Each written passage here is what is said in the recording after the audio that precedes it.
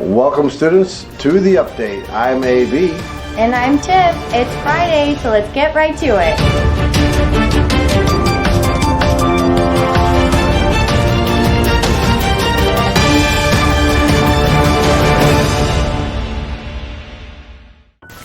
Last week we talked about various changes in governments around the world, and now let's discuss freedoms or lack thereof around the world.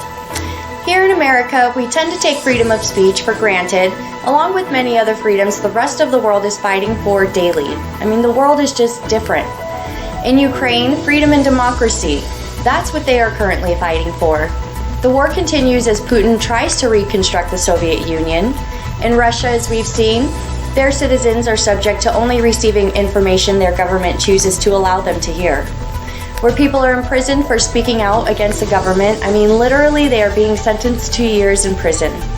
Ukraine does not want that. They want freedom. They want to be free, which is why they will not give up, and is why Sweden and Finland are also wanting to join NATO. In Nigeria, Deborah Samuel was brutally murdered for blasphemy, or speaking in an insulting manner to their prophet Muhammad. There are videos supposedly showing Samuel's body being beaten and set on fire. Now, Nigeria's constitution guarantees the right to freedom of expression, thought, and conscience. However, their criminal law in 12 of the northern states makes it an offense to insult religion. This has been an ongoing issue with the division between the majority North, who are Muslim, and the majority South, who are Christians. Human rights campaigners say frequent cases of mob violence are due to a lack of confidence in the criminal justice system.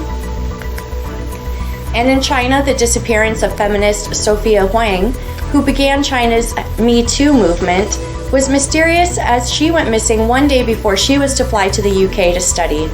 She was later found being detained by government agents due to inciting subversion of state power. Another activist, Wang Jianbing, was also detained.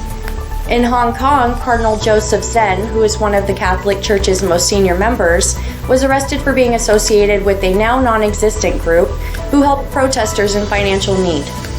According to the BBC, tens of thousands of activists are being rounded up due to state crackdowns. And when citizens speak up against their communist government in China, it's considered a threat to their national security, and activists, if convicted, could spend life in prison. And now in the U.S., the Department of Homeland Security has rolled out a new task force, the Disinformation Governance Board. DHS Chief Alejandro Mayorkas insists their mission was to protect the homeland. However, the rollout hasn't really gone as planned, as no clear focus was established, garnering massive criticism from citizens and politicians alike.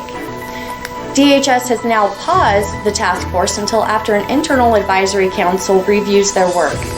Also, Nina Jankowicz, who is the director for the Disinformation Governance Board, has now resigned, citing vile personal attacks and physical threats. Do you see what a difference that is? A government body was put on hold due to the outlash of citizens, voices of opposition, something we take for granted here.